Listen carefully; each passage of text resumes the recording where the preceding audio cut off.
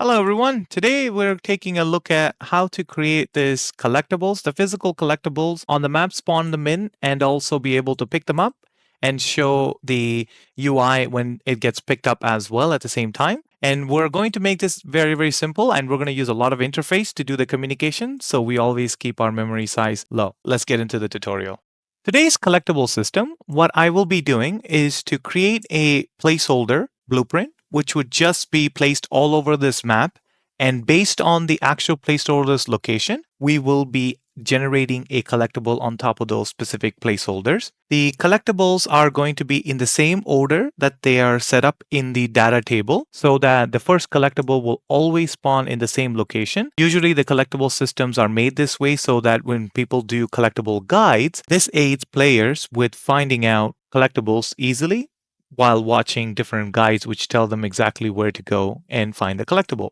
So let's get into this. So we are going to start with the input. For that, we're going to go to our third person folder. Inside of the input and inside the actions, I'm going to go ahead and right click and go input action, IA underscore interact. And that's it.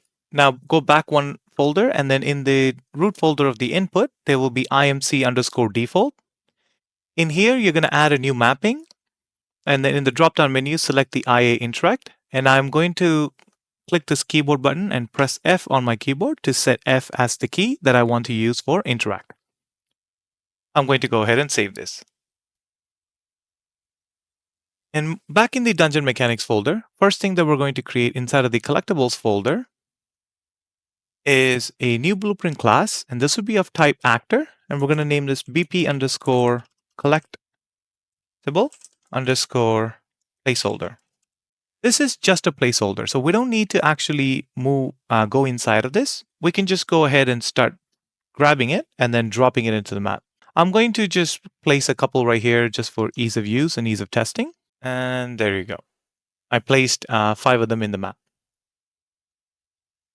And that's it for the placeholder. Now, inside of my data table, I went ahead and I made a little bit of changes. Like I changed the name and then also the description. And I've also set up the models for it. Well, for the most parts, the stones are still staying the same. But I've added this new ship and hoping that this would look good when we pick it up. Now, we're going to make our actual collectible manager. We're going to right click and select blueprint class and create a new actor and name it BP underscore collectible manager. And this manager is only going to do certain things, not too much. So first thing the manager will do is create a new function. And we're going to say get all placeholder location. And here we're going to go get all actors of class. And this will be of the type placeholder, the BP collectible placeholder. And we're going to say for each loop, and off of the array element, we're going to get actor location. I want to create an array to save all of this actor location. I could simply go here, create a variable, and then make it into vector and such. Well, one other trick that you can usually use is to drag off of this and then promote to a variable and then immediately delete it. Now you got yourself a new variable, and then I can say all underscore locations and then make this into a type array. Now what I'm going to do is I'm going to drag this get all locations. And I'm going to check to see if this location is already in this container, in this array. And only if it is not, I want to proceed further. So let's do a branch here connected to the loop body. If it already exists in this array, don't do anything. If it doesn't, then we're going to get our location and then we're going to say add unique. Let's move this up here. Connect this to the false, and then drag this actor location into this. This will now populate our all locations array with every single placeholder that we have in the game. If you ever get this error down here, it's not an error, it's a warning. Just press compile, and then that error will disappear. Now you are good to go. Now in our event graph, we're going to go ahead and call this function. And what this will do is it will now initialize this all locations array with all of the possible locations that we have. The next one that we need to do is to generate collectibles. So this function should be pretty straightforward. So here we're going to go ahead and get our data table rows, row names, and then select our data table here. And I'm going to go ahead and promote this to a variable so I don't have to drag the wire around, and then leave this as out row names. That's fine. I'm going to grab my location, and then I'm going to do for each loop. So for every single location that there is available, I want to get this out row names and then get a copy of this at this index. So location number 1 will get line number 1 from the data table. Location number 2 will get line number 2. I want to make it in that exact same position. And then we'll drag off of this and say get data table row from this data table. And this will give us the information. Now we need to connect this to a spawn actor with this input in there. So let's go ahead and make that, and then come right back to this, and then we can continue with this. To do that, we're just going to go ahead and create our blueprint class for the actual collectible, because here we're going to be actually building the collectible. We're going to right click and then select blueprint class of type actor. Name it BP underscore collectible. This is our actual collectible. And let's go ahead and open it up. We're going to create a new variable and then call it collectible info. This would be of type S collectibles. This is our structure that we created in our previous tutorial. If you haven't watched that tutorial, please do so, because this is where we were doing the UI, and this is the structure that we just referred to, and we made this in the previous tutorial. And this collectible info, we want to make it instanced editable and also expose on spawn. So now back at the Collectible Manager, from when the row is found, we want to spawn actor from class. And the actor would be our BP underscore collectible we just created. And then now you have the collectible info input here. We're going to go ahead and connect this collectible info in here. And then also this needs a location. So we're going to right click on the spawn transform and then split it. And then grab this array element, which is our location. And then we're going to go ahead and plug it in there. And that should get rid of that error. And then also this should spawn in a collectible there. Go to your event graph and then now call in this generate collectibles function. And you can compile and save. So inside of our actual collectible, we're going to select our default scene route. And we're going to put in a static mesh and call this just a mesh. Add another FX to it, because I want to add a Niagara FX to kind of like visually show the player, hey, there's a collectible here. I don't really have a good effects. All I have is this little ember effects, which I'll show you in just a second. Here, if I were to select the glint, it's not really a glint, it's just these little embers that's just coming out. It's kind of indication, hey, there's something here that you want to take a look at. And in your game, you can choose to change this to anything you would like. I want to put in the Niagara effects here. That's why I wanted to, I just made this up. And then in the mesh, again, we want to also add a sphere collision. Actually, we'll make it into a box collision. Box collision is nice. And then we'll call this the trigger. Okay, and then we're going to make this box collision a little bit bigger. We want the player to be able to access this when they are close by. And we're going to go to our construction script, grab our mesh, and then say set static mesh. Drag this into here, and then we're going to get our collectible info. And then right click on this, drag off of this and then say break. And then the static mesh, we're going to just plug it in here. And that would be that. We're going to go ahead to our trigger, right click, and then we're going to add an event for on component begin overlap. I'll create an event here. And then also select the trigger again, add another event for component end overlap. And we want to let the game know when the player touches the trigger and when the player enters the trigger and also when the player exits the trigger. And we can create a variable for that and name this is player inside trigger. Make this of type Boolean. Before we get this trigger set up, we're going to now, instead of casting to the character, we're going to say get player character. Because this is a single player game, we're going to get player character. And then also from the other character, we're going to do an equal sign and check to see if the other character who just touched or triggered this overlap, is that the player character? If it is, then we want to go ahead and do a branch And off of the true, we want to say the player is inside and make that trigger Boolean true. If it is not the player, if it is an enemy touching the trigger, we don't really want to do anything. So we're just going to leave the false as it is. And same thing, I'm going to just copy this, paste it here for the end overlap and connect it, and then select the other error character and then plug it in here as well. And the only thing that I'm going to do different here is to just uncheck this. That's all you have to do for this trigger.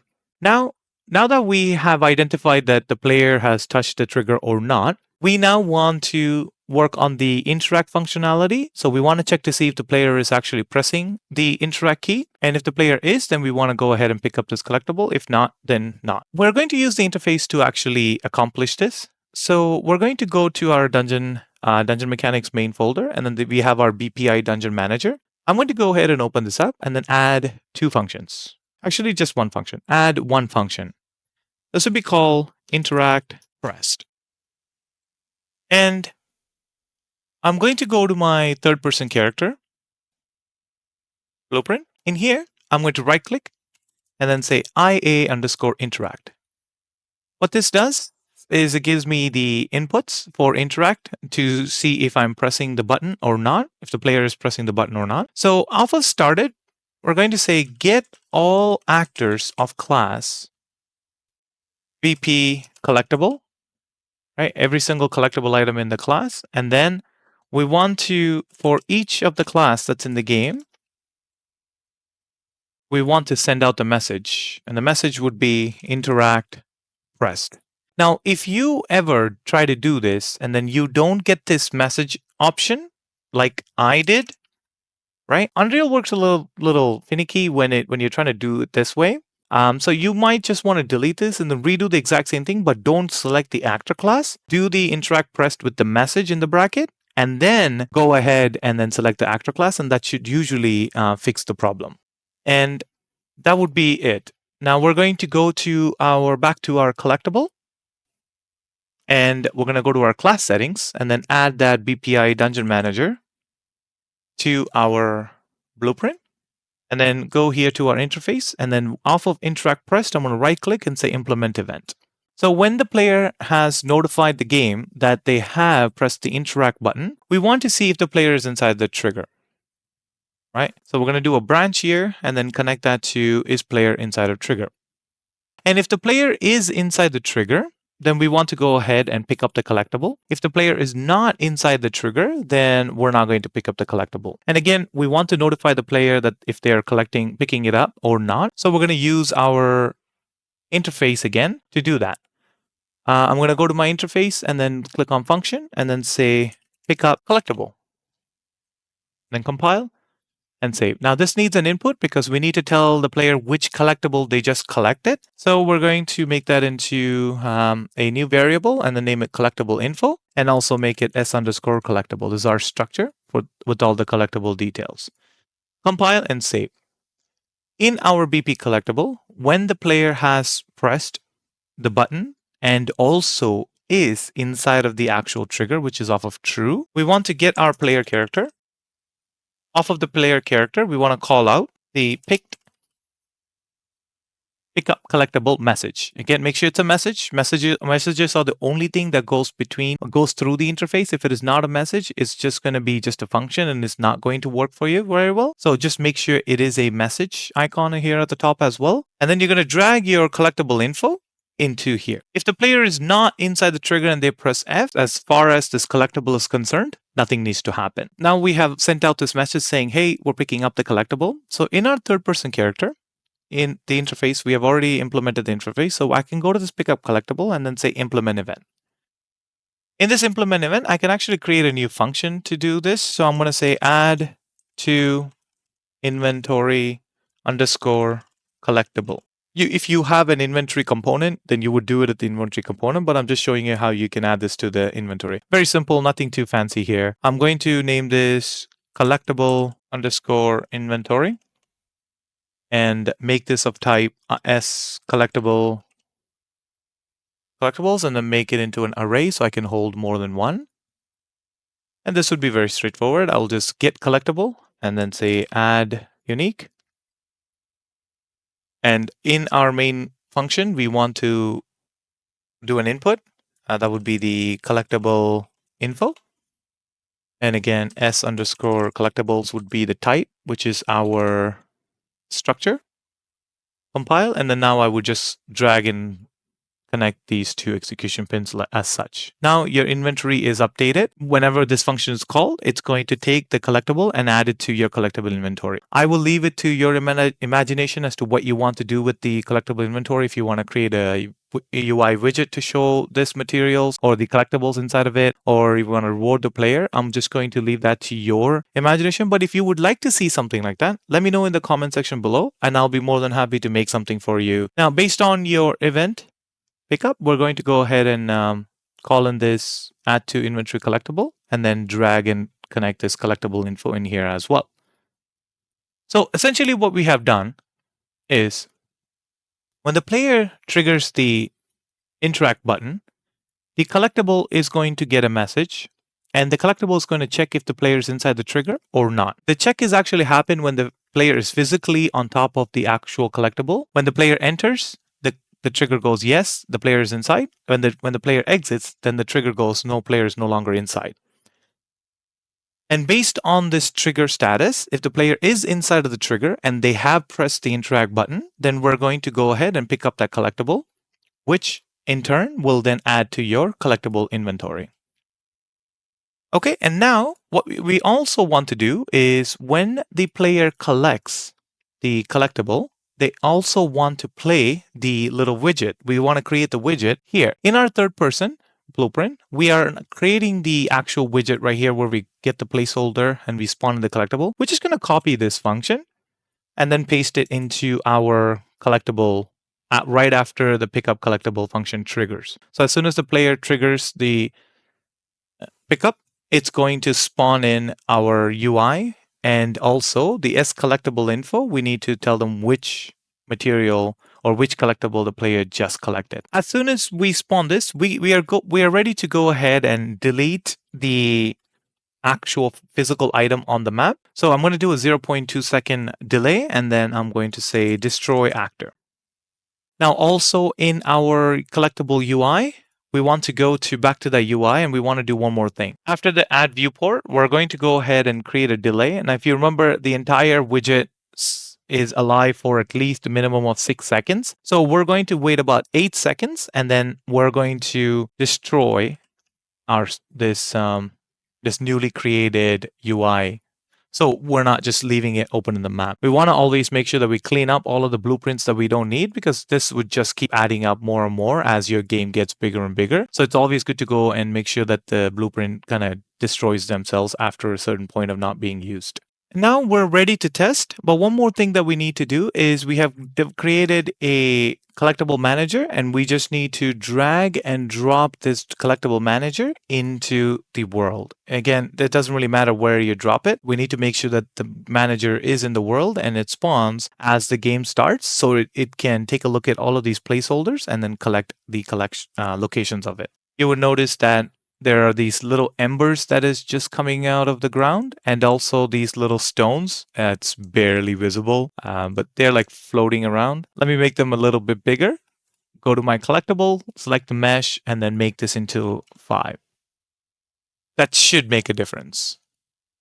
Yeah, there you go. So that made a little bit of difference. So those are my little collectibles that are on the ground. The effect size is very, very big. So let's go ahead and make this 0.25.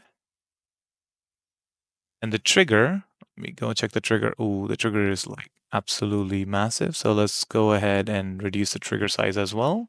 Compile and save. Now we can go ahead, go close to this stone. And then if I were to press F, you'll notice how the actual UI shows up.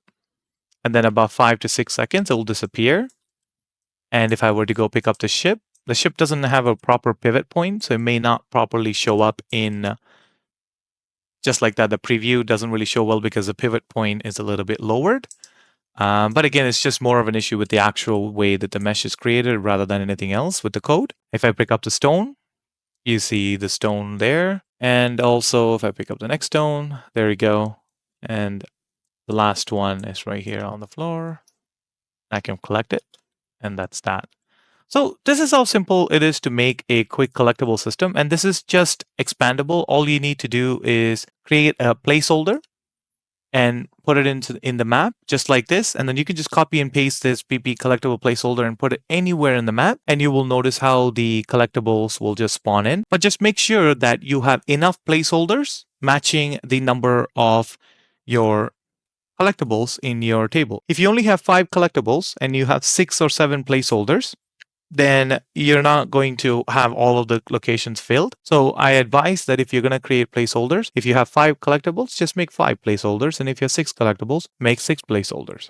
With that being said, thank you very much for stopping by. I hope this was a very quick tutorial to see how to do the collectible system. And I really look forward to your comments and feedbacks in the chat below. If you had liked this video, I really do appreciate if you could drop a like and also subscribe to the channel, because there's more and more tutorials like this of the dungeon mechanics just coming up next. So I'll catch you next time. Stay tuned. Thank you, Merle Peterson, for joining the Patreon and supporting this channel to grow. You are such an awesome person.